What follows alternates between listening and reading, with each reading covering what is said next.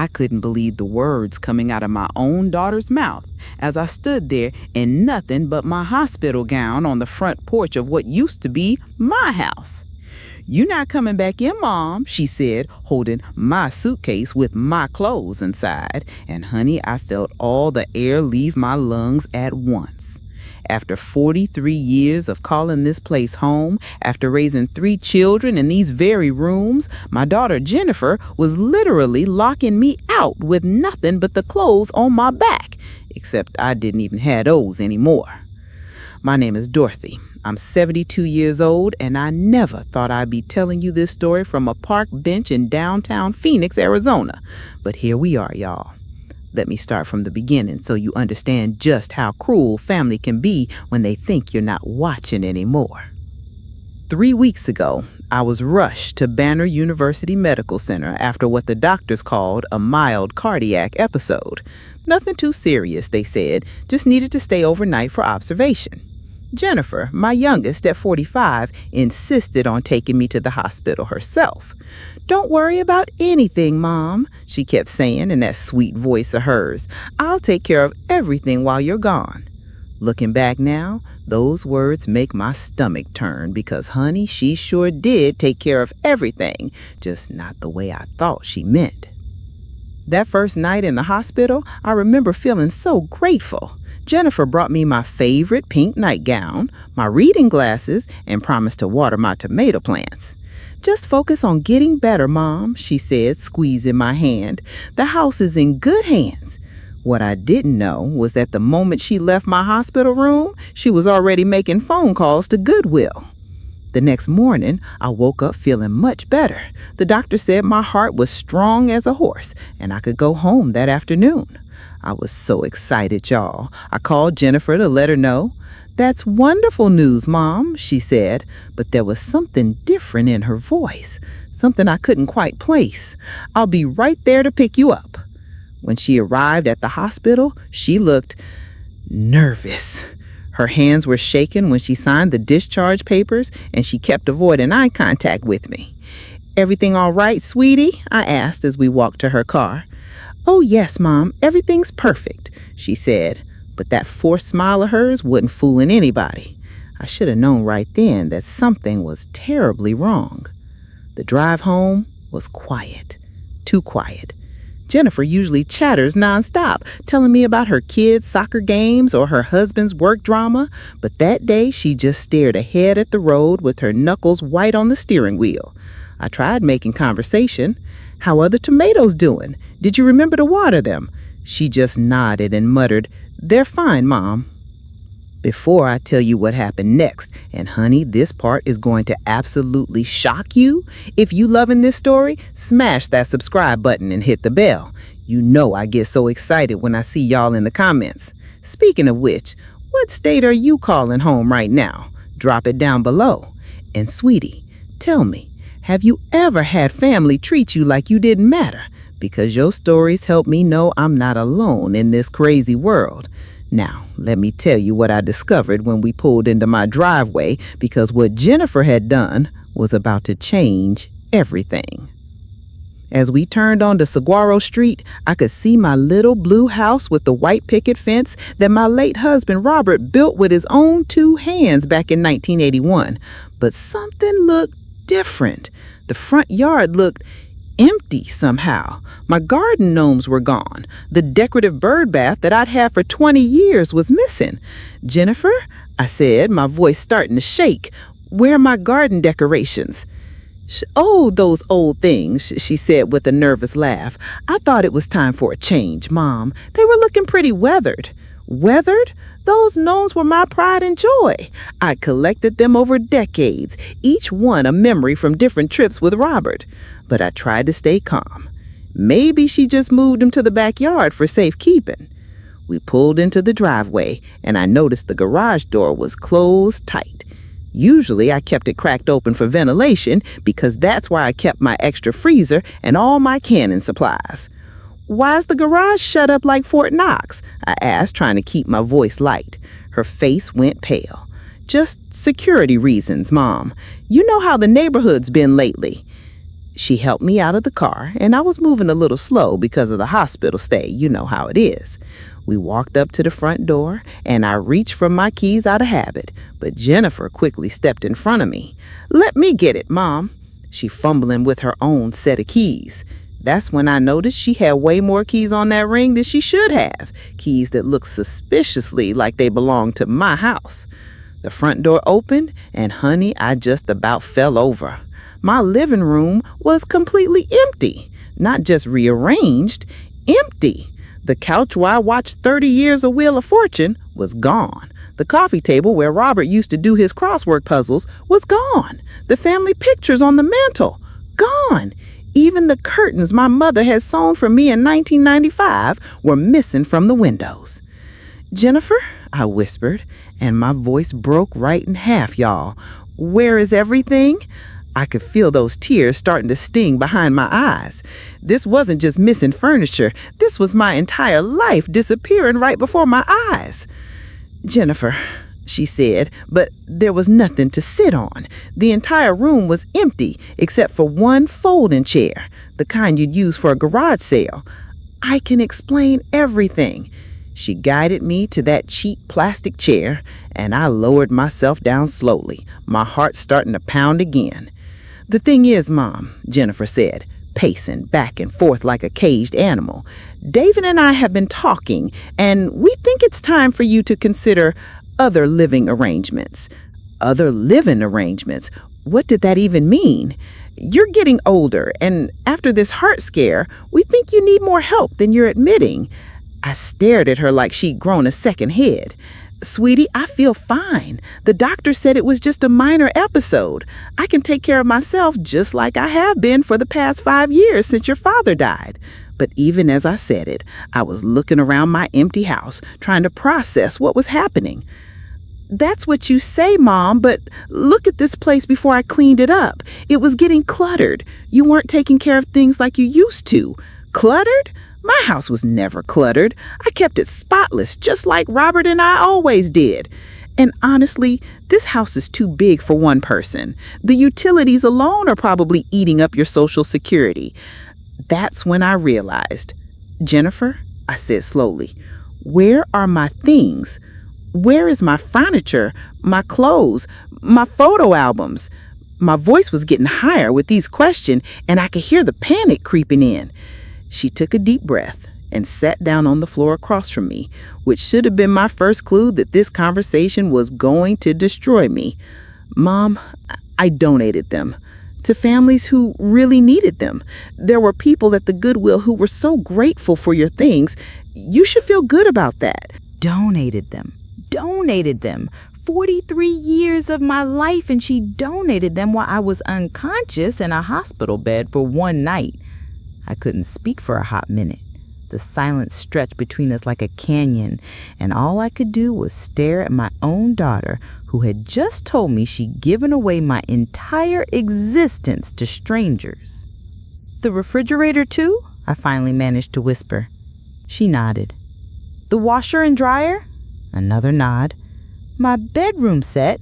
The one your father and I bought for our 10th anniversary?" Her eyes filled with tears, but she nodded again.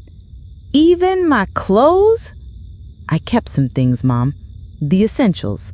They're in a suitcase by the door." I turned to look, and there was indeed a small suitcase, the kind you take on a weekend trip. 72 years of living, and it all fit in one small suitcase now. "Jennifer, honey," I said, and I could barely get the words out. "What am I supposed to do? Where am I supposed to live?" That's when she pulled out a brochure from her purse. The front showed a building that looked more like a prison than a home, with tiny windows and beige brick walls. Sunset Manor Assisted Living was printed across the top in cheerful yellow letters that felt like a slap in the face. "It's a beautiful place, Mom. They have activities and nurses on staff 24/7. You'd have your own room, and you wouldn't have to worry about cooking or cleaning or any of that stuff." She was talking fast now, like she was trying to sell me a used car. "And the best part is, it's completely covered by your Medicare and Social Security. You won't have to worry about money at all." I looked at that brochure and honey, my hands started shaking like autumn leaves. Those weren't apartments in the pictures. They were tiny rooms with hospital beds and one little dresser.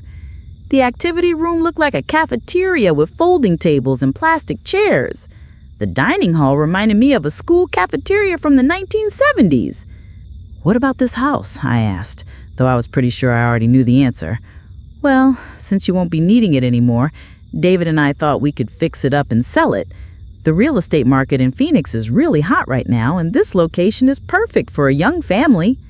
There it was, the real reason my daughter had stolen everything I owned while I was lying in a hospital bed worried about my heart. She wanted my house that Robert and I had scrimped and saved for, that we had paid off penny by penny over 30 years. The house where I changed her diapers and taught her to ride a bike and helped her with homework at the kitchen table that was now sitting in some stranger's dining room. "Jennifer," I said, and my voice took on a tone I hadn't used since she was 16 and came home past curfew. "Did you forge my signature on any papers while I was in the hospital?" Her face went bright red, and that told me everything I needed to know. "What papers, Mom? I don't know what you mean." "Don't lie to me, young lady. I've been your mother for 45 years, and I know when you're lying. What did you sign?" She started crying then, real tears, not the crocodile tears she used to use when she wanted something as a kid. "Just some temporary guardianship papers. The social worker at the hospital said it would make things easier if there was ever another emergency." Temporary guardianship. While I was unconscious for 12 hours, she'd somehow convinced someone that I was incompetent and needed a guardian. My own daughter had legally stolen my life from me in less than 24 hours. I stood up from that folding chair, and honey, I felt something change inside me. All my life, I'd been the peacekeeper, the one who smoothed things over and made excuses for other people's bad behavior. But standing in my empty house, looking at my daughter who had betrayed me in the cruelest way possible, I felt the fire start burning in my chest that had nothing to do with heart problems. "Get out," I said quietly. Jennifer stopped crying and looked at me with surprise. "What, Mom?" I said, "Get out. Get out of my house right now." My voice was getting stronger with every word. "You want to play games with legal papers and guardianships? Fine, but you're not doing it in my house with my permission." Jennifer stood up, and for the first time that day, she looked scared. "Mom, you can't stay here. There's no furniture, no food, nothing." "That's not your problem anymore, sweetie. You made sure of that when you decided to play God with my life while I was unconscious. But where will you sleep? What will you eat?" Now she was concerned about my welfare. Where was this concern when she was loading my couch into a Goodwill truck? "I'll figure it out. I've been taking care of myself a lot longer than you've been alive, Jennifer Marie, and I don't need a guardian to help me think." I walked to the front door and opened it wide. "Take your suitcase and your brochures and get out. And don't come back until you're ready to explain to me how you managed to steal an entire house worth of belongings in one day." She started to protest, but I held up my hand. "I'm not discussing this anymore. Out." Jennifer picked up the suitcase, my suitcase with my remaining clothes, and walked toward the door. But then she stopped and turned around, and honey, what she said next is burned into my memory forever. "Fine, Mom, but just so we're clear, you're not coming back in this house until you sign the papers for Sunset Manor, and you're not getting your clothes back until you admit that you can't take care of yourself anymore." She walked out with my suitcase and slammed the door behind her. I heard a car start up and drive away, and then I was alone in my empty house in nothing but a hospital gown and those grippy socks they give you so you don't slip on the linoleum. I walked through every room, and it was like touring a museum of my own life after someone had stolen all the exhibits. The kitchen was empty except for the built-in appliances. My coffee maker was gone. The little ceramic roaster that sat by the stove for 20 years was gone. Even the magnets on my refrigerator, including the one Jennifer made me in 3rd grade art class, were gone. In my bedroom, the indentations in the carpet showed exactly where my dresser and bed used to be. The closet was completely empty except for a few wire hangers. In Robert's closet, I found one thing Jennifer had missed, his old work jacket hanging in the very back corner. I pulled it on over my hospital gown, and it still smelled like his cologne in the machine shop where he had worked for 35 years. That's when I sat down on the carpet and had myself a good cry, y'all. Not just because of what Jennifer had done, but because I realized I'd been blind to who my daughter really was. All those years of birthday parties and Christmas mornings and dance recitals, and somehow I'd raised someone who could look at her own mother and see nothing but an inconvenience to be managed. But honey, while I was sitting there in that empty bedroom wearing my dead husband's jacket, something started growing in my chest. It wasn't sadness anymore, it was pure righteous anger. Jennifer thought she was so smart getting rid of all my stuff and trying to force me into that nursing home. But what she didn't know was that her mama didn't survive the Great Depression and raised 3 kids on a shoestring budget by being stupid. I got up off that floor and walked to the kitchen. The landline phone was still connected because it was part of the house's electrical system. I picked up that receiver and dialed a number I'd memorized 50 years ago, my sister Margaret's house in Tucson. Margaret? It's Dorothy. I need your help. And honey, when I tell you what Jennifer did, you're going to want to drive up here and give that girl a piece of your mind. Margaret listened to the whole story without interrupting once, which is a miracle because my sister's never been quiet about anything in her 75 years of living. When I finished, there was silence on the other end for so long I thought the call had dropped. Margaret? You still there?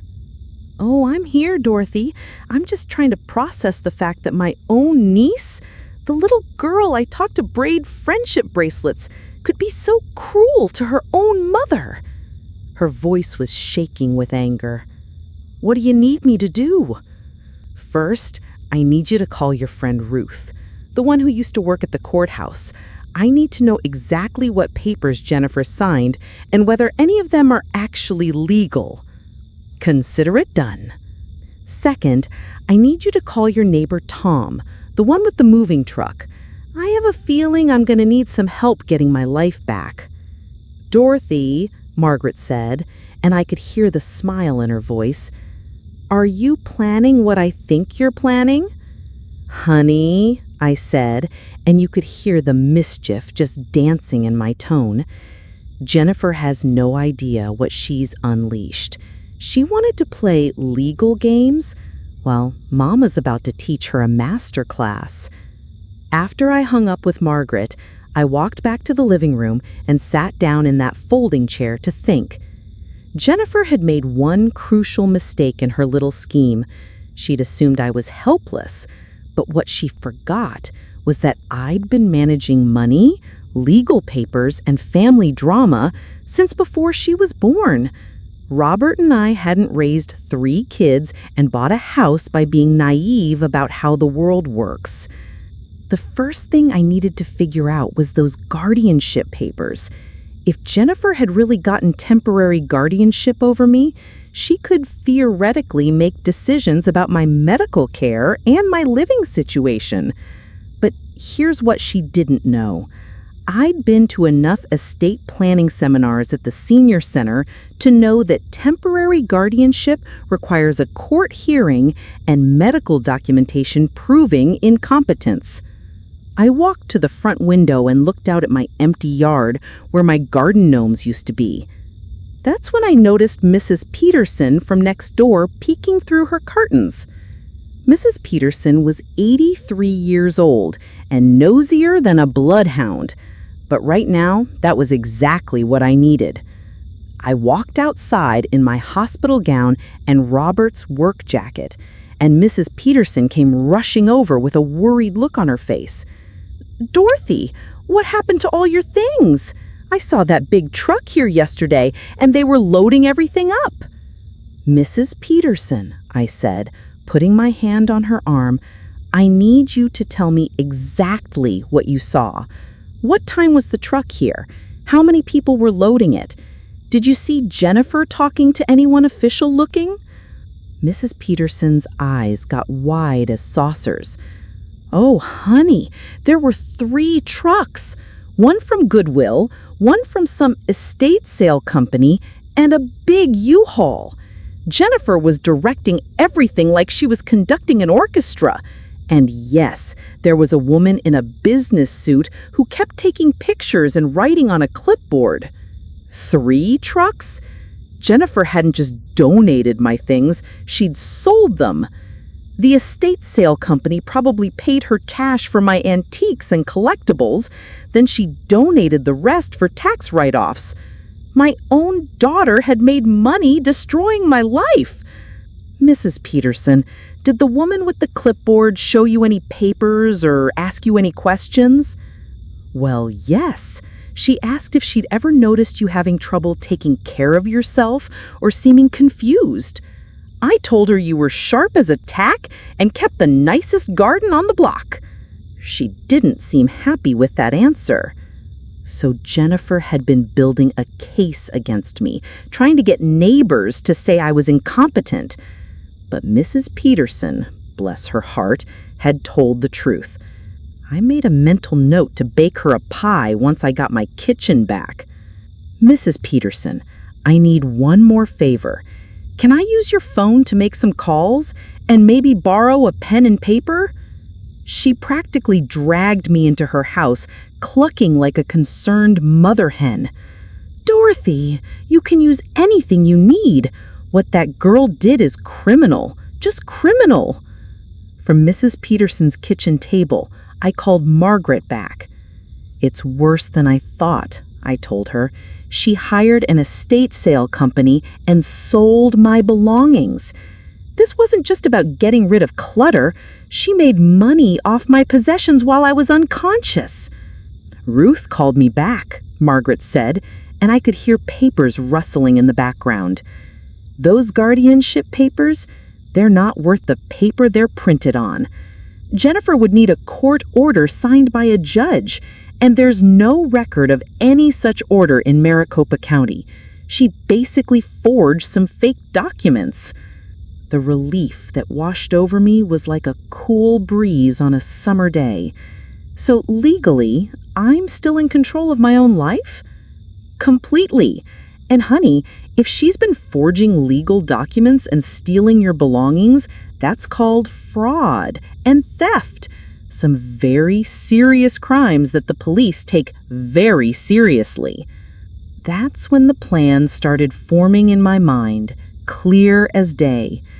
Jennifer thought she was so smart, but she just committed multiple felonies while leaving a paper trail a mile long. And the best part? She had no idea that her mama was about to turn the tables on her in the most beautiful way.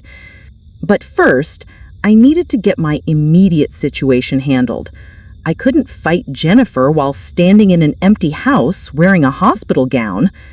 Mrs. Peterson kindly let me borrow some clothes, a floral blouse and navy plants that were a little big on me but clean and presentable. She also made me a peanut butter sandwich and a cup of coffee, which tasted like hope after the day I'd been having.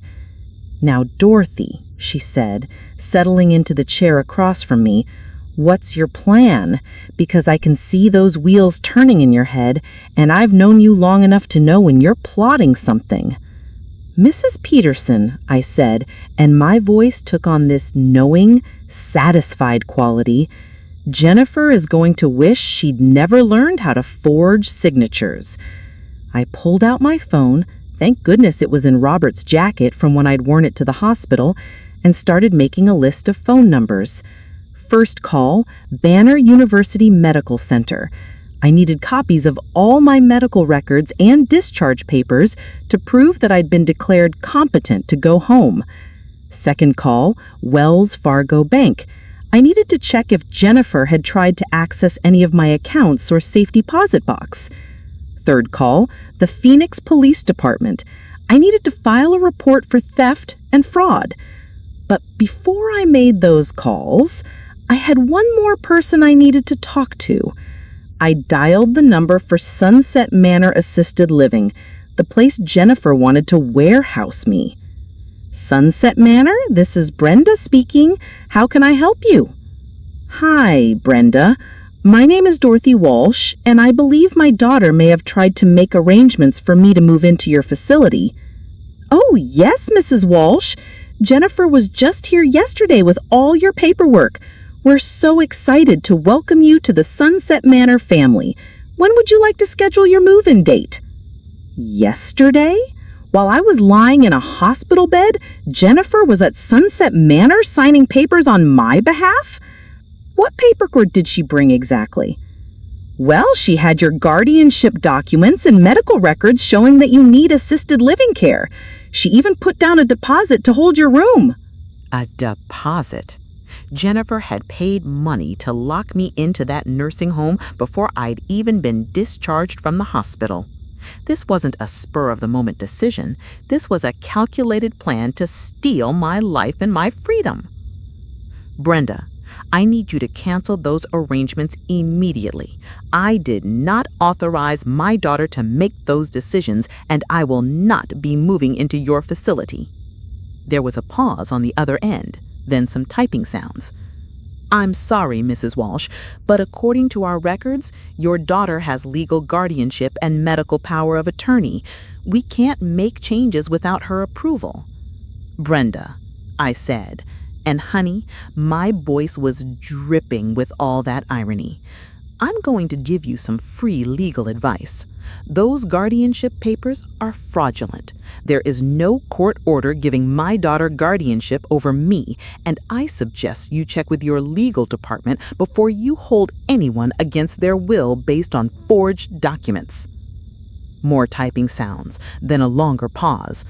Mrs. Walsh, I'm going to need to transfer you to our administrator.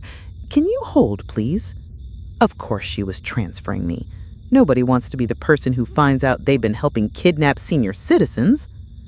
While I was on hold, Mrs. Peterson brought me another cup of coffee and sat down to listen. They tried to lock you up based on fake papers? She asked, her voice getting higher with indignation. That's like something out of a movie, a bad movie. The administrator came on the line. A man named Mr. Foster, who sounded like he'd rather be anywhere else. Mrs. Walsh, I understand you have concerns about your admission paperwork. Can you help me understand the situation? I explained everything. The hospital stay, coming home to an empty house, Jennifer's confession about the guardianship papers, and my sister's confirmation that no legal guardianship existed. Mr. Foster was quiet for a long time, then I heard him talking to someone else in the background. Mrs. Walsh, we're going to need to put a hold on your admission while we verify the legal documents. If what you're saying is true, then we may have been misled about your legal status.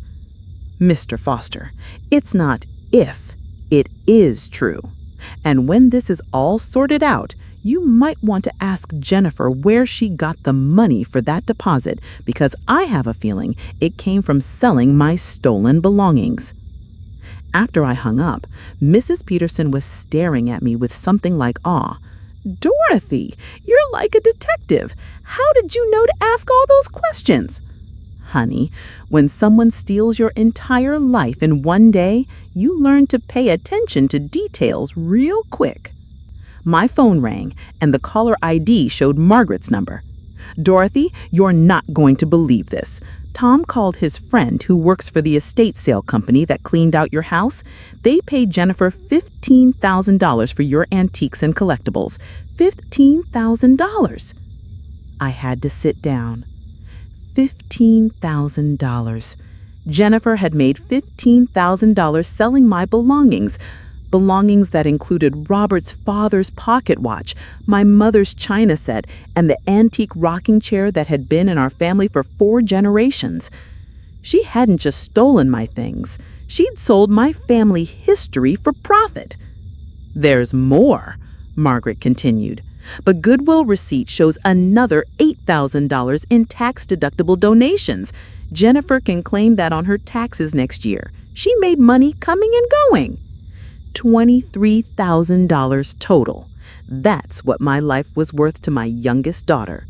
But But honey, what she didn't realize was that she'd just given me all the evidence I needed to destroy her little scheme and get everything back with interest.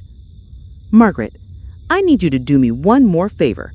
Call Tom and ask him to drive up here tomorrow morning with his truck. Empty truck, because we're going shopping, and I have a feeling Jennifer is about to learn what it feels like to lose everything you own in one day. That night, Mrs. Peterson insisted I sleep in her spare room. I tried to argue, but she wouldn't hear of it. Dorothy, you've had enough trauma for one day. Besides, I want to keep an eye on your house and see if Jennifer comes back. Mrs. Peterson might have been 83, but she was sharp as a knife and just as ready to cut someone who deserved it. I lay in that unfamiliar bed, staring at the ceiling and thinking about everything that had happened. 24 hours ago, I was a woman with a home, belongings, and faith in my family. Now I was essentially homeless because my own daughter had decided I was too much trouble to deal with. But here's what Jennifer didn't understand. I wasn't just her mother. I was a woman who survived loss, betrayal, and hardship before she was even born. The next morning, Mrs. Peterson made me breakfast and coffee, and we sat at her kitchen table making plans. "What's on your first list?" she asked, pulling out a notepad like we were planning a military operation. "First, I visit the police station and file charges. Jennifer committed fraud and theft, and she's about to learn that actions have consequences. Second, I visit my bank and put a freeze on any accounts Jennifer might have access to. Third, I visit that estate sale company and find out exactly what they bought and where they're selling it." Mrs. Peterson was writing everything down, nodding along like my personal secretary. "Fourth, I visit Jennifer's house and have a little chat with her about returning my belongings." "What if she won't cooperate?" Mrs. Peterson asked. I smiled, and honey, you could hear the satisfaction just dripping from my voice. Then she's about to find out what happens when you mess with a woman who has nothing left to lose. On right schedule, Tom pulled up in his big moving truck with Margaret riding shotgun. My sister jumped out of that truck like she was 20 years younger, marched right up to Mrs. Peterson's front door, and wrapped me in the biggest hug I'd gotten since Robert died. "Sissy," she said. She'd been calling me that since we were kids. "We're going to fix this. All of it." Behind her, Tom was unloading boxes from the truck. "What's all that?" I asked. "Supplies," Margaret said with a grin. "Cameras, tape recorders, legal pads, and a whole lot of righteous anger." Our first stop was the Phoenix Police Department. I walked into that building wearing Mrs. Peterson's borrowed clothes, but feeling stronger than I had in years. The desk sergeant was a middle-aged woman named Officer Rodriguez, who listened to my story with increasing amazement. "Ma'am, let me make sure I understand this correctly. Your daughter sold your belongings while you were in the hospital for one night, forged guardianship documents, and tried to commit you to a nursing home against your will?" "That's exactly right, officer. And I have witnesses, documentation, and financial records to prove all of it." Decked police called over Detective Murphy, a man about my age who had kind eyes and the patient demeanor of someone who'd seen everything. He took my statement, examined all the evidence Margaret and I had gathered, and shook his head in disgust. "Mrs. Walsh, in 30 years of police work, I've never seen a case quite like this. The deliberate planning, the multiple felonies, the targeting of an elderly parent, this is going to get a lot of attention from the district attorney." "Mr. Murphy, I just want my life back, and I want to make sure Jennifer can't do this to anyone else." "Oh, she won't," Detective Murphy said, and there was steel in his voice. "What she did constitutes elder abuse, fraud, forgery, and grand theft. She's looking at serious prison time if convicted." He handed me a case number and his business card. "We'll have officers pick her up for questioning this afternoon." Our next stop was Wells Fargo Bank. I walked up to the customer service desk and asked to speak with the manager about unauthorized access attempts on my accounts. The manager, a young man named Kevin, pulled up my account information and his eyes went wide. "Mrs. Walsh, your daughter was here yesterday trying to get added to your checking account as a cosigner. She had some legal papers that she claimed gave her financial power of attorney." My heart started racing. "Did you add her?" "No, ma'am. The papers looked suspicious to me, so I asked her to come back with court-certified documents. She got very angry and stormed out." Kevin showed me the copies he'd made of Jennifer's forged documents. They were typed on official-looking letterhead, but any real lawyer would have spotted the forgeries immediately. Jennifer had gotten sloppy in her rush to steal everything I owned. "I want to put a fraud alert on all my accounts," I told Kevin, "and I want notification anytime anyone tries to access my information or make changes." "Absolutely. And Mrs. Walsh, you might want to check your safety deposit box. Your daughter asked about that too." My safety deposit box? Oh, Lord! That's where I kept Robert's life insurance policies, my will, and my mother's engagement ring that had been in our family for 3 generations. We hurried to the vault and I opened my box with shaking hands. Everything was still there. Robert's papers, my will, and my mother's engagement ring that had been in our family for 3 generations. Jennifer hadn't managed to get into the safety deposit box, not for lack of trying. According to the access log, she'd been there twice in the past week asking about it. "Mrs. Walsh," Kevin said quietly, "I've seen cases like this before. Adult children who think they can help themselves to their parents' assets. You caught this just in time. What would have happened if she'd succeeded in getting on my accounts? She could have drained everything. Closed accounts, transferred money, even taken out loans in your name." The magnitude of Jennifer's betrayal was starting to sink in. This wasn't just about getting me into a nursing home. She'd been planning to steal my entire financial future. Thank God for Kevin's suspicions and Detective Murphy's thorough investigation. Her third stop for the day was Desert Estate Sales, the company that had bought my belongings. I walked into their warehouse with Margaret and Tom, and honey, I nearly fainted when I saw familiar items scattered throughout the showroom. There was my grandmother's china cabinet with an $800 price tag. My mother's rocking chair was marked at $1,200. Robert's workbench, the one where he had taught Jennifer to use tools when she was little, was priced at $500. The owner came over when she saw me staring at the rocking chair. "Are you interested in that piece? It's beautiful craftsmanship from the 1940s. "Ma'am," I said, and my voice was shaking with anger. That rocking chair belonged to my great-grandmother. It was stolen from my house and sold to you without my permission. Sandra's face went pale. "I'm sorry, what are you saying?"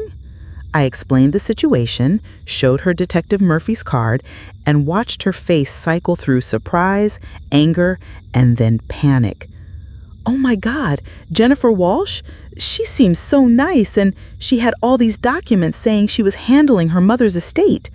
"My estate?" I said, and I couldn't help but let out this bitter little laugh. "Honey, I'm standing right here. I'm not dead yet." Sandra immediately started pulling price tags off my belongings. "Mrs. Walsh, I am so sorry. We had no idea. We'll remove everything from sale immediately and return your belongings at no charge." "That's very kind of you, Sandra, but I have a better idea," I said, and you could hear the mischief creeping back into my voice. "How much did you pay Jennifer for all of my things?" Sandra consulted her records. $15,000 total. "And how much are you selling them for?"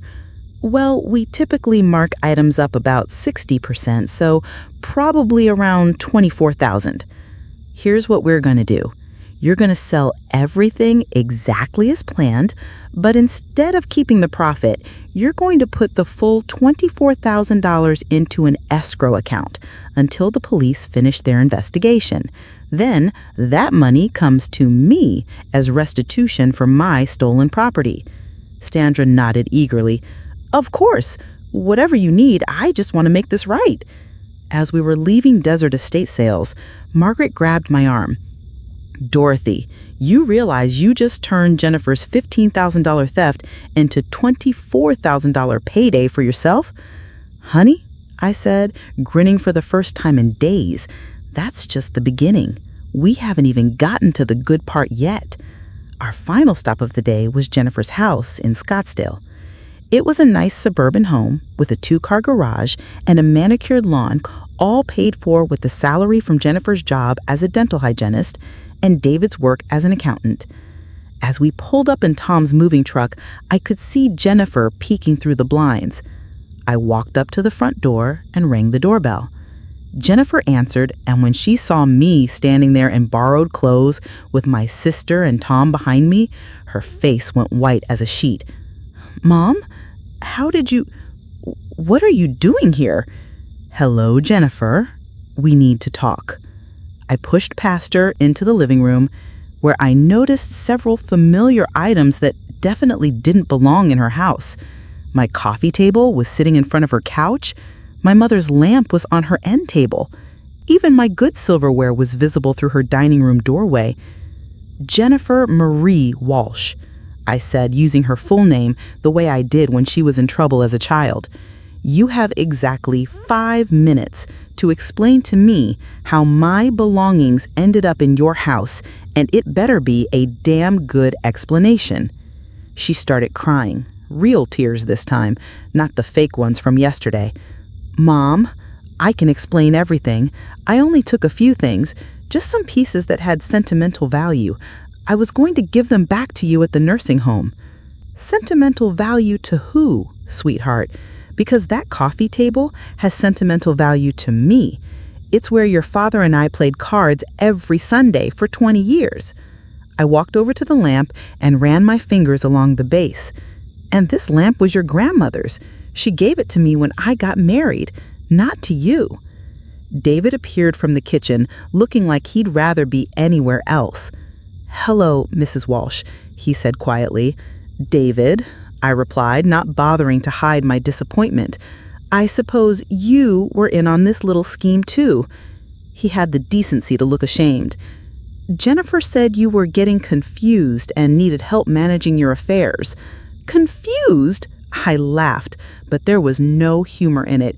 "David, I've been managing my affairs since before you were born. The only confusing thing here is how I raised a daughter who thinks stealing from her own mother is acceptable behavior."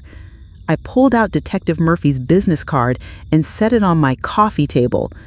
"Jennifer, the police are looking for you. You're being charged with elder abuse, fraud, forgery, and grand theft. That's serious prison time, sweetheart." Jennifer's crying got louder. "Prison? Mom, you can't be serious. I'm your daughter. I was just trying to help." "Help yourself, you mean? I know about the $15,000 from the estate sale company. I know about the nursing home deposit. I know about trying to get on my bank accounts. And honey," I continued, walking closer to her, "I know this wasn't a spur-of-the-moment decision. You planned this. You've been planning it for weeks, maybe months, waiting for an opportunity to get rid of your inconvenient old mother." That's when David surprised me. "She has been talking about it," he said quietly, ignoring Jennifer's shocked look. "Ever since her dad died, she's been saying how much easier it would be if you were in a facility where professionals could take care of you." "David," Jennifer shrieked, "you're not supposed to—" "No, Jennifer," he said, his voice getting stronger. "I'm done lying for you. What you did was wrong, and I told you it was wrong, but you wouldn't listen." I looked at David with something like respect. At least one person in this family still had a conscience. "David, I appreciate your honesty, but you should know that knowing about a crime and not reporting it makes you an accessory after the fact." His face went pale, but he nodded. "I understand. And for what it's worth, Mrs. Walsh, I'm sorry. I should have stopped her." "Yes, you should have, but you can start making it right by helping me load my belongings into Tom's truck." For the next hour, we systematically went through Jennifer's house and reclaimed everything that belonged to me. My coffee table, my mother's lamp, my silverware, my good china, and about a dozen other items that Jennifer had kept for herself. David helped without complaint, while Jennifer sat on her couch crying and making phone calls to lawyers. As we were loading the last of my things into the truck, Jennifer came outside. "Mom, please, can't we work this out? I'll give everything back. I'll apologize. I'll do whatever you want. But please don't send me to prison." I stopped and looked at my youngest daughter, the little girl I rocked to sleep, taught to ride a bike, helped with homework, and loved unconditionally for 45 years. And for just a moment, my heart softened. But then I remembered standing in my empty house in nothing but a hospital gown, and that fire started burning in my chest again. "Jennifer," I said, and my voice was sadder than angry now, "yesterday, you looked me in the eye and told me I wasn't allowed back in my own house unless I agreed to give up my freedom and live in a nursing home. You stole everything I owned and sold it for profit while I was unconscious in a hospital bed. You forged legal documents and tried to have me committed against my will." I paused and took a deep breath. "But the worst part, the part I'll never forgive, is that you did all of this because you decided I was too much trouble to love anymore. You didn't ask if I needed help. You didn't offer to spend time with me or check on me more often. You just decided I was inconvenient, and you threw me away like trash." Jennifer was sobbing now, reaching out to me. "Mom, that's not true. I love you." "No, sweetie," I said, stepping back from her outstretched hands. "You love the idea of me when it's convenient, but you don't love the real me, the woman who might need help sometimes, who might get sick, who might not always be perfectly independent. The saddest part is that if you just talked to me, we could have figured something out together. Maybe I would have considered a smaller apartment, or having someone come check on me, or even moving closer to you. But instead, you decided to steal my choices and make all the decisions for me." I climbed into the passenger seat of Tom's truck. "The police will be in touch, Jennifer. And honey, next time you want to get rid of someone, make sure they're actually dead first, because this old woman still has plenty of fight left in her." As we drove away, I could see Jennifer standing in her driveway, still crying. Part of me, the mother part, wanted to turn around and hug her and fix everything like I'd been doing her whole life. But the stronger part of me, the part that had been betrayed and violated and treated like garbage, knew that some minds, once crossed, can't be uncrossed. Margaret reached over and squeezed my hand. "How are you feeling, sissy?" "Honestly, I feel like I've been hit by a truck, but also free. For the first time in years, I feel free." "Free how?" she asked. "Free from the guilt of not being a perfect mother. Free from trying to make excuses for Jennifer's behavior. Free from pretending that family means something when people treat you like you're disposable." I looked out the window at the Phoenix skyline. I spent 45 years loving that girl unconditionally, and it never occurred to me that maybe love should have some conditions after all. We drove back to my house, where Mrs. Peterson was waiting with a pot of coffee and a chocolate cake she'd baked while we were gone. "How did it go?" she asked, eyeing the loaded truck. "Better than expected," I said. "We got most of my things back, and Jennifer is about to learn what accountability looks like." Tom and Margaret helped me carry everything into my empty house.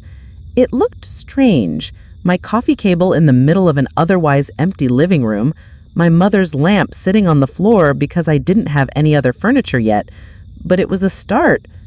"What's next?" Tom asked, and I could tell from his grin that he was hoping for something entertaining. "Well, for starters, I'm going to use that $24,000 from the estate sale to buy the most beautiful furniture money can buy, better than anything I had before." "And then?" Margaret asked.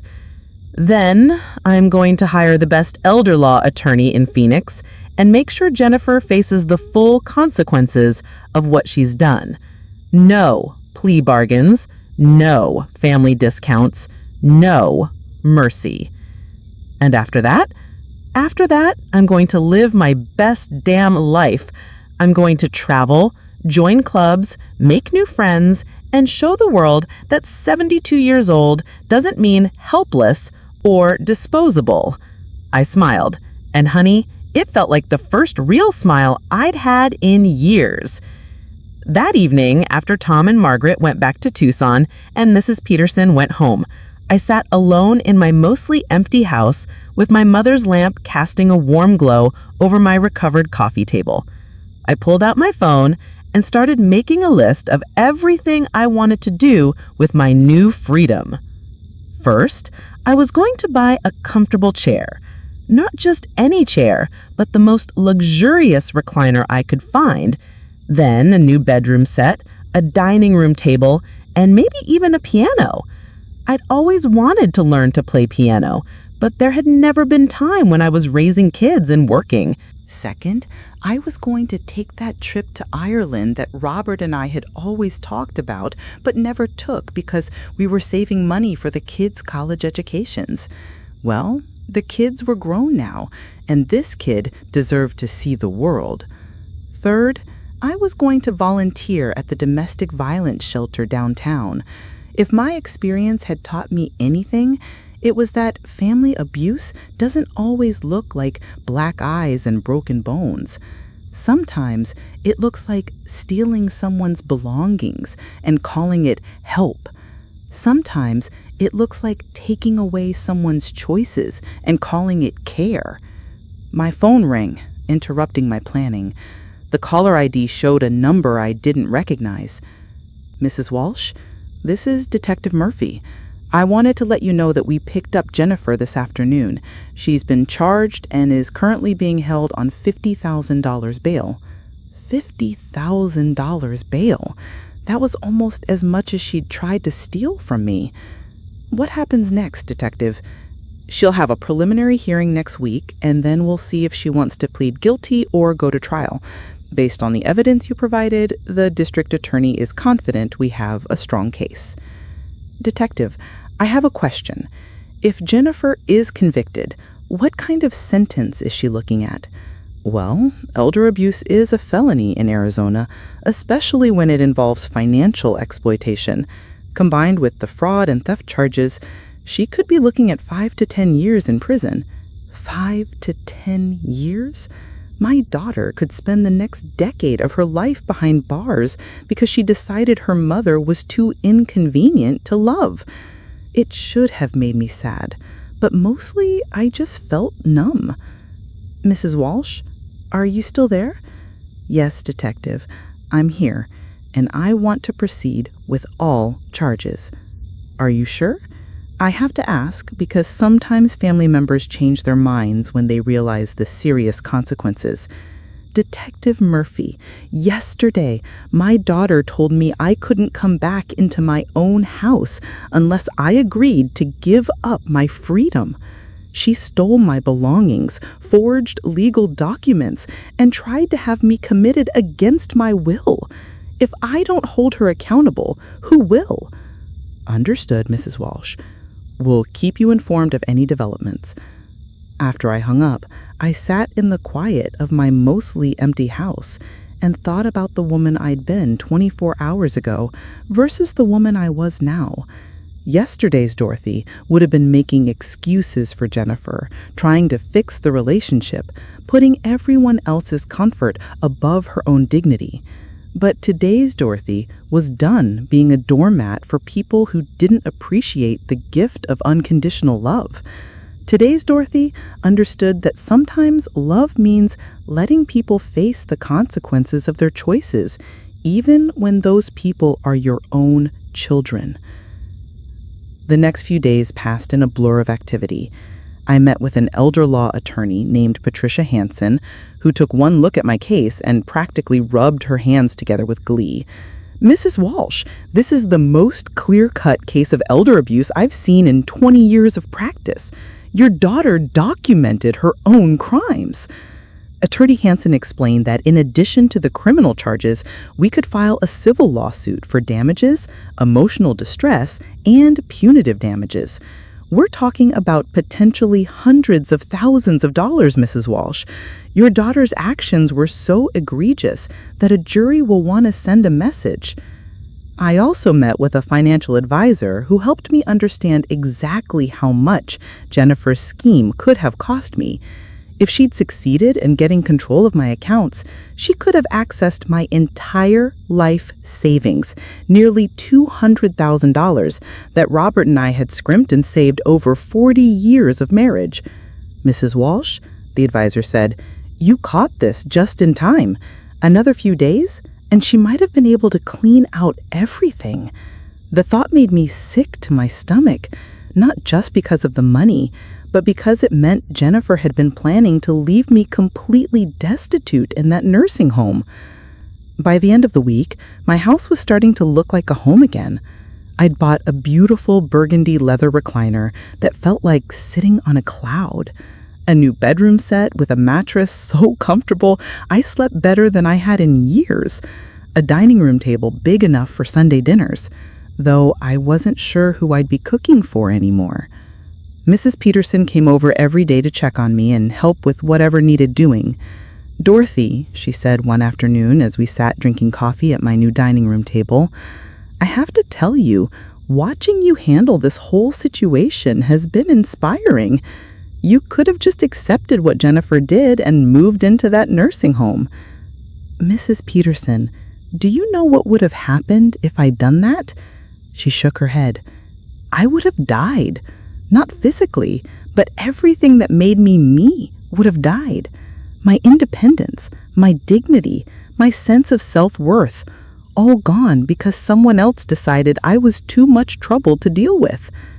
And now I feel more alive than I have since Robert died. It's terrible that it took my daughter's betrayal to wake me up, but maybe that's what I needed. A shock to the system to realize I still have a lot of living to do." The preliminary hearing was scheduled for the following Tuesday. Attorney Hansen explained that I could give a victim impact statement if I wanted to, describing how Jennifer's actions had affected me.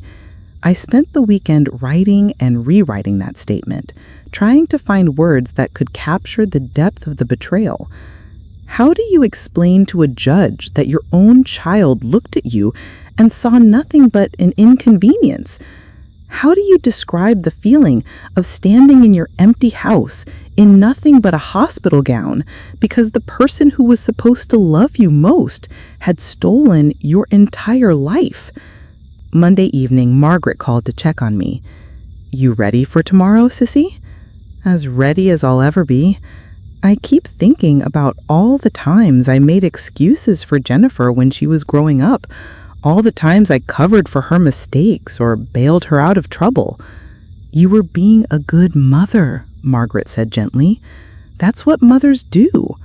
"No, Margaret. Good mothers also teach their children that actions have consequences. I failed Jennifer by always protecting her from the results of her choices. Maybe if I'd been tougher on her years ago, she wouldn't have thought she could get away with this. Dorothy, you can't blame yourself for Jennifer's choices. She's a 45-year-old woman who decided to commit crimes. That's on her, not on you. I know you're right, but it doesn't stop me from wondering if I could have done things differently." That night, I barely slept. I kept thinking about Jennifer sitting in a jail cell, probably still convinced that she was the victim in all this. Part of me wanted to visit her to try one more time to understand how we'd gotten to this point, but a bigger part of me knew that ship had sailed when she told me I couldn't come back into my own house. Tuesday morning dawned clear and bright, one of those perfect Arizona days that makes you grateful to be alive. I put on my best dress, the navy blue one with the pearl buttons that Robert had always loved, and drove to the courthouse with Mrs. Peterson beside me for moral support. The courtroom was smaller than I'd expected, with maybe 20 seats for spectators. Jennifer was already there with her court-appointed attorney, wearing an orange jail jumpsuit that made her look younger and more vulnerable than her 45 years. When she saw me come in, she started crying again. Judge Martinez called the case, and Jennifer stood up as the charges were read. Elder abuse in the first degree, fraud, forgery, grand theft. Each charge carried the potential for years in prison, and listening to them read aloud made the magnitude of what she'd done sound even worse. "How does the defendant plead?" Judge Martinez asked. Jennifer's attorney stood up. "Your Honor, my client pleads not guilty to all charges." Not guilty. Even now, even with all the evidence stacked against her, Jennifer was going to make me prove what she'd done to me. The prosecutor, a sharp-looking woman named Miss Chen, presented the evidence: the forged guardianship papers, the estate sale receipts, the nursing home deposit, bank records showing Jennifer's attempts to access my accounts. It was damning and thorough, and by the time she finished, even Jennifer's attorney looked defeated. "Your Honor," Miss Chen said, "the state believes this case represents one of the most calculated and cruel examples of elder abuse we've seen. The defendant didn't just steal her mother's belongings, she attempted to steal her mother's freedom, dignity, and independence. We're asking that bail be revoked and the defendant be held until trial." Jennifer's attorney argued for reduced bail, claiming his client was a pillar of the community with no prior record. "Your Honor, Mrs. Walsh has been a dental hygienist for 15 years, has never been in trouble with the law, and has 2 minor children who need their mother." Judge Martinez listened to both sides, then turned to me. "Mrs. Walsh, would you like to make a statement?" I stood up, my legs shaking slightly, and walked to the podium. Looking out at the courtroom, I could see Jennifer watching me with red-rimmed eyes, Mrs. Peterson giving me an encouraging nod, and Detective Murphy sitting in the back row. "Your Honor," I began, my voice stronger than I'd expected. 24 hours ago, I thought I knew what betrayal felt like. I'm a widow. I know what it's like to lose someone you love. But what my daughter did to me was worse than death, because she tried to kill who I am while I was still alive. I looked directly at Jennifer, who was sobbing quietly. "For 45 years, I loved you unconditionally. I sacrificed for you, worried about you, and always put your needs before my own. And the moment you decided I was inconvenient, you threw all of that away like garbage. You didn't just steal my belongings, Jennifer. You stole my sense of safety in the world. You stole my ability to trust my own family. You made me question whether I was actually the confused old woman you claimed I was, or if I was right to feel violated and betrayed." My voice was getting stronger with each word. "But most of all, you stole my faith in motherhood itself. I used to believe that if you love your children enough, if you sacrifice enough, if you're patient and kind and forgiving enough, they'll love you back. You taught me that sometimes love isn't enough." I paused, wiping my eyes. "Your Honor, I'm not asking you to punish my daughter because I'm angry, though I am angry. I'm asking you to hold her accountable because what she did was wrong, and if there are no consequences, she'll do it to someone else. Maybe she'll convince herself that her husband is too much trouble, or her own children when they're older. I want her to serve every day of whatever sentence you give her, and I want her to think about what she did every single day she's behind bars. Maybe then she'll understand that people aren't disposable, even when they get old or sick or inconvenient." I sat back down, and the courtroom was completely quiet. Judge Martinez looked at his notes for a long moment, then addressed Jennifer directly. "Mrs. Walsh, I've been on the bench for 15 years, and I've seen a lot of elder abuse cases, but I've never seen anything as calculating and cruel as what you did to your own mother. The evidence against you is overwhelming. You planned this. You waited for an opportunity when your mother was vulnerable, and then you systematically destroyed her life for your own financial gain. The fact that she's your mother makes this even more reprehensible. Bail is revoked.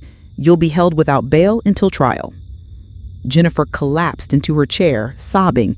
Her attorney was frantically taking notes, probably planning an appeal. But I felt a sense of peace wash over me.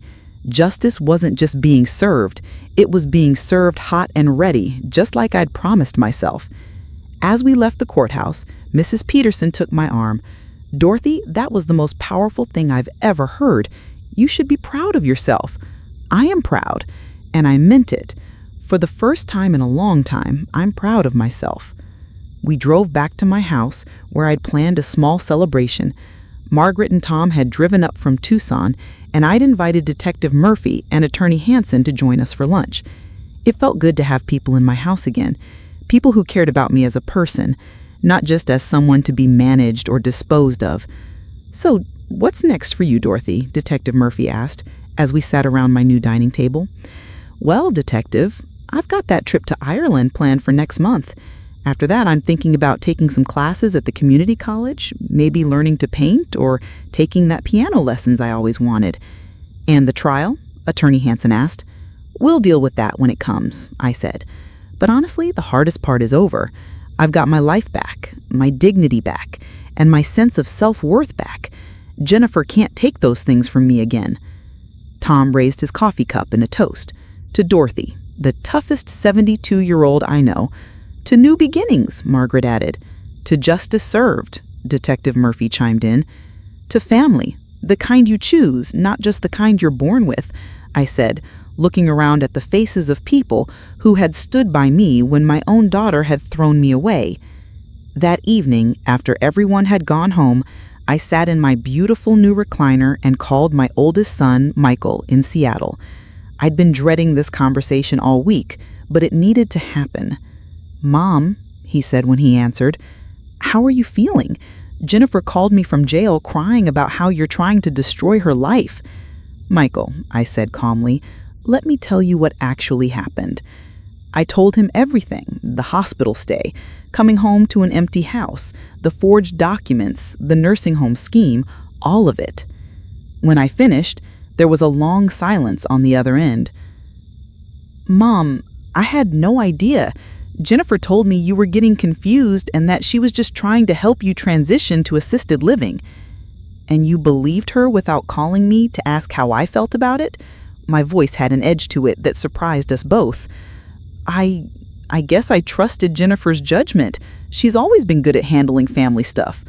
"Michael, family stuff doesn't include stealing everything I own and trying to have me committed based on forged documents. That's not handling. That's criminal behavior." Another long pause. "What can I do, Mom? How can I help?" And there it was, the difference between my two children. Michael's first instinct was to ask how he could help. Jennifer's first instinct was to ask how she could profit. "Just be my son, Michael. Don't try to manage me or make decisions for me. Don't assume that because I'm getting older, I'm automatically incompetent. And if you ever think I need help, talk to me, not about me." "I can do that, Mom. I'm sorry I didn't do it this time." We talked for another hour, and by the end of the conversation, I felt like I had one child left who still saw me as a person worth respecting. It wasn't the family I'd started with, but it was the family I was choosing to keep. The next few weeks passed peacefully. I bought plane tickets to Ireland and started reading travel guides. I enrolled in a watercolor painting class at Phoenix Community College and discovered I had a decent eye for color and composition. I even joined a book club at the local library, where I met other women my age who were living full, independent lives. Mrs. Peterson and I became closer friends than we'd ever been. She helped me plan my Ireland trip, and I helped her organize her late husband's workshop. We discovered we both loved classic movies and started having weekly movie nights with popcorn and wine. "Dorothy," she said one evening as we watched Casablanca, "do you ever regret prosecuting Jennifer?" I thought about it for a moment. "No, I don't." "And do you know why?" "Why?" "Because for the first time in my life, I chose my own dignity over someone else's comfort. Jennifer was comfortable when she could treat me however she wanted without consequences. but I wasn't comfortable being treated like trash by my own daughter. And now? Now she's uncomfortable in jail, but I am comfortable in my own skin. I'd rather be the mother who held her child accountable than the mother who enabled her child to become a criminal. Jennifer's trial was scheduled for 3 months after her arrest. In that time, Attorney Hansen filed the civil lawsuit seeking damages for emotional distress, theft of property, and punitive damages. "Dorothy," she told me during one of our meetings, "the insurance company is already talking about settling out of court. They don't want this case to go to a jury." "How much are they offering?" $200,000, plus they'll pay for counseling and any ongoing security measures you might need. $200,000. It was almost exactly what I could have lost if Jennifer's scheme had succeeded. It felt like poetic justice. But more than the money, I was learning to value something I'd never fully appreciated before: my independence. Not just the practical independence of living alone and managing my own affairs, but the emotional independence of not needing other people's approval to feel good about myself. I'd spent so many years being the family peacekeeper, always trying to make everyone else happy, always putting other people's needs first. Jennifer's betrayal had forced me to confront an uncomfortable truth. Sometimes being too giving, too forgiving, too accommodating doesn't make you a good person. Sometimes it just makes you an easy target. 1 month before the trial, I got an unexpected visitor. David, Jennifer's husband, showed up at my door looking like he'd aged 10 years in the past few months. "Mrs. Walsh, could I talk to you for a few minutes?" I invited him in, curious about what he wanted to say. "He wanted to apologize," he said, sitting awkwardly on my couch. "I should have stopped Jennifer. I knew what she was planning was wrong, but I was a coward. I was afraid of standing up to her."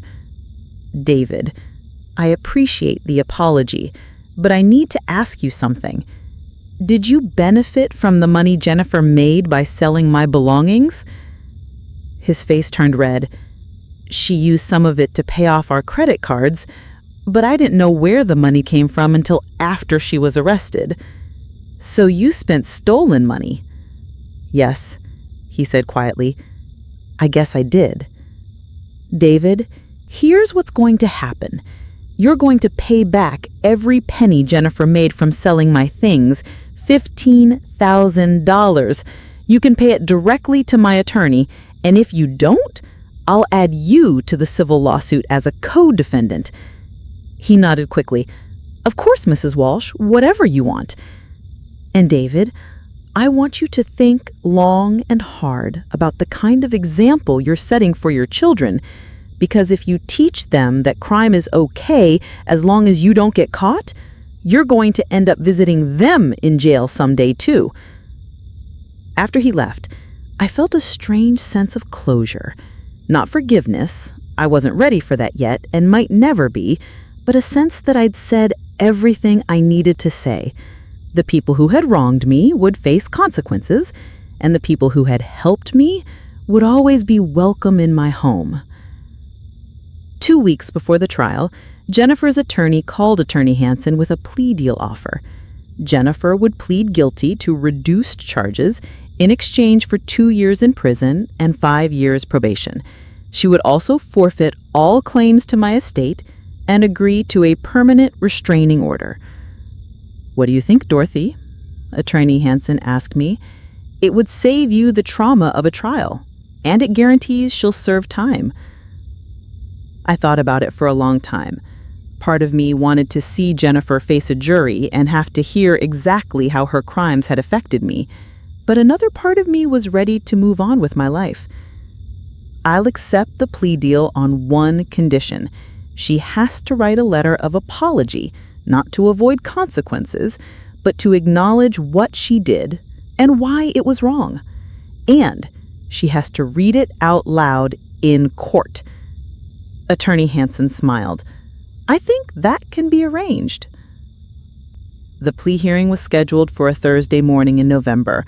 I wore the same navy dress with pearl buttons as I'd worn to the preliminary hearing, and Mrs. Peterson came with me again for moral support.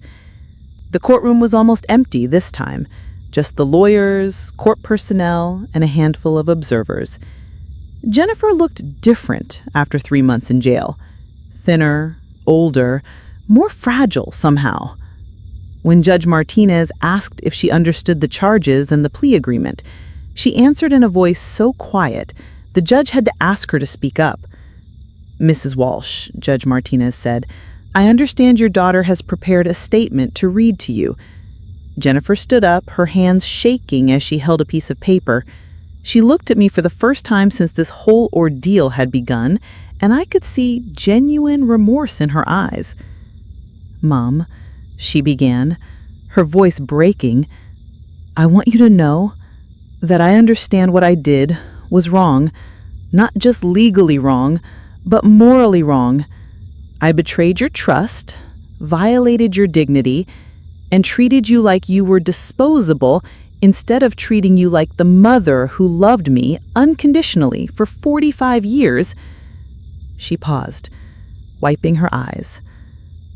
"I told myself I was helping you, but that was a lie. I was helping myself to your belongings and your independence because I was afraid of having to take care of you as you got older. I was selfish and cruel and criminal. I know you'll probably never forgive me, and I understand why. But I want you to know that every day I'm in prison, I'll be thinking about what I did to you, and I'll be trying to become someone who deserves to be your daughter again someday."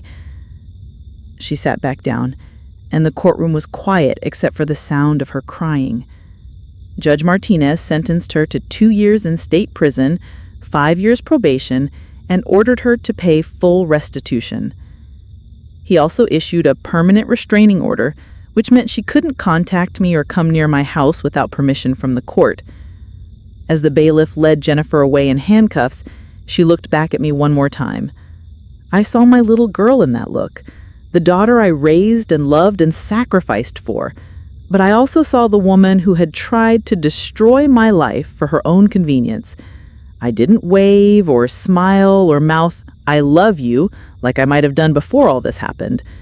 Instead, I stood up straight, held my head high, and walked out of that courtroom knowing that justice had been served, and my life was my own again. Outside the courthouse, Mrs. Peterson hugged me tight. "How do you feel?" she asked. "Honestly, I feel free," I said, and I meant every word. For the first time in months, I feel like the worst is behind me and the best is still ahead. That afternoon, I did something I hadn't done since Robert died 5 years ago. I drove to our favorite restaurant, the little Italian place where we used to go for anniversaries, and I had dinner by myself. Not because I was lonely, but because I wanted to celebrate surviving the worst thing that had ever happened to me. The waiter, an older gentleman named Frank, who remembered Robert and me from our regular visits, came over to my table. "Mrs. Walsh, we haven't seen you in so long. How are you doing?" "Frank," I said, raising my glass of wine, "I'm doing better than I have in years, and I'll be back next week to try that tiramisu you're always talking about." Over the next few months, my life settled into a new rhythm that felt nothing like the quiet, careful existence I'd been living since Robert died. I took that trip to Ireland and fell in love with the green hills and friendly people. I learned to paint watercolors and discovered I had a talent for capturing the desert landscapes around Phoenix. I even started dating. Nothing serious, just coffee and movies with a retired teacher named Walter, who made me laugh and treated me like I was the most interesting woman in the world. The civil lawsuit settled for $300,000, even more than Attorney Hansen had originally hoped for. The insurance company wanted to avoid the publicity of a trial, and frankly, so did I. I used part of the money to renovate my house exactly the way I wanted it, with an art studio in the spare bedroom and a beautiful garden that would make my old garden gnomes proud. But the best part of my new life was the relationships I built with people who chose to be in my corner. Mrs. Peterson and I traveled together to California to visit her daughter. Margaret and I talked on the phone every day and planned sister trips like we were teenagers again. My son Michael visited twice, and each time he treated me like an adult, capable of making her own decisions. I also started volunteering at the domestic violence shelter, sharing my story with women who had been controlled and manipulated by people who were supposed to love them. The hardest part, I would tell them, isn't the betrayal itself. It's learning to trust yourself again after someone has convinced you that you're the problem.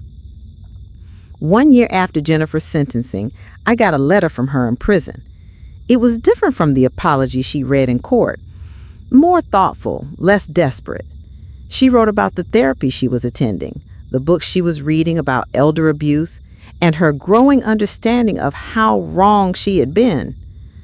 "Mom," the letter said, "I know I have no right to ask for your forgiveness, and I'm not asking for it. I just want you to know that I understand now what I took from you wasn't just your belongings.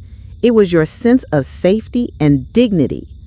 I understand that you may never want to see me again, and if that's what you decide, I'll respect it." I read that letter 3 times, then put it in a drawer. I wasn't ready to respond yet, and I might never be ready. But for the first time since this whole nightmare began, I felt like Jennifer might actually understand the magnitude of what she'd done. 2 years later, the day Jennifer was released from prison, she didn't try to contact me. She moved to California with her children to start over, and I heard through Michael that she was working as a home health aide, taking care of elderly patients with the kind of patience and respect she never shown her own mother. Maybe prison had taught her something after all. As for me, I was living proof that life can begin again at any age. At 74, I was painting, traveling, volunteering, and dating. I learned that losing everything you thought mattered sometimes can lead you to discover what actually matters: your dignity, your independence, and your ability to choose who gets to be part of your life. Mrs. Peterson often joked that Jennifer had done me a favor by stealing all my old furniture because it forced me to buy exactly what I wanted instead of keeping things out of habit or sentiment. She'd always say, "Sometimes you have to lose everything to realize you can survive anything." 3 years after the whole ordeal began, I was sitting in my beautiful living room with its new furniture and family photos of the people who had stood by me when the phone rang. It was Michael, calling with news that Jennifer wanted to write me another letter asking if she could visit for 1 hour with a counselor present to apologize in person. "What do you think, Mom?" he asked. "Do you want to see her?" I thought about it for a long moment. 3 years ago, I would have said yes immediately because that's what mothers are supposed to do: forgive and forget and pretend everything is fine. But I wasn't the same woman who had stood in that empty house in nothing but a hospital gown. "Michael," I said finally, "tell Jennifer that if she wants to apologize, she can continue doing it through her actions, not her words. She can keep taking good care of elderly patients. She can raise her children to respect their elders. She can volunteer at organizations that fight elder abuse. But she can do all of that without involving me." So that's a no. That's a maybe someday, but not today and not on her timeline. I've built a good life, honey, and I'm not interested in disrupting it to make Jennifer feel better about what she did. After I hung up, I walked out to my back patio where my tomato plants were thriving in their new raised beds. The Arizona sunset was painting the sky in shades of orange and pink that would have made a beautiful watercolor, and I made a mental note to try painting it tomorrow. I thought about the woman I had been when this story started: afraid, betrayed, standing in an empty house with nothing but the clothes on my back. Then I looked around at the life I'd built from nothing, surrounded by people who valued me for who I was, not what I could give them. Jennifer had tried to throw me away like garbage. But instead, she had freed me from a life that was too small for who I was meant to be. She wanted to put me in a box, literally and figuratively, but she ended up setting me free. Y'all, I couldn't stop smiling when I remembered her face in that courtroom when the judge read her sentence. She expected her mama to crumble, to beg, to accept whatever scraps of dignity she was willing to throw my way. Instead, she got a woman who had remembered her own worth and wasn't willing to negotiate it anymore. As I watched the sun set over the desert, I raised my coffee cup in a toast to myself. I said, "Here's to Dorothy, the woman who refused to disappear quietly." And honey, that woman was just getting started. The best revenge I learned wasn't sending Jennifer to prison or winning money in a lawsuit. The best revenge was living so well, so fully, so joyfully that anyone who had tried to diminish me could see exactly what they lost when they decided I wasn't worth their respect. At 74 years old, I was finally living the life I deserved, surrounded by love I didn't have to earn, respect I didn't have to beg for, and dignity that no one could take away from me ever again. And that, y'all, was worth more than all the furniture and garden gnomes in the world. Jennifer had said, "You're not coming back in," when she stole my clothes and locked me out of my own house. But she was wrong about that, just like she was wrong about everything else. I did come back in, not to the same life, not to the same relationships, not to the same version of myself that would accept being treated like garbage. I came back stronger, wiser, and absolutely unbreakable. And honey, that made all the difference.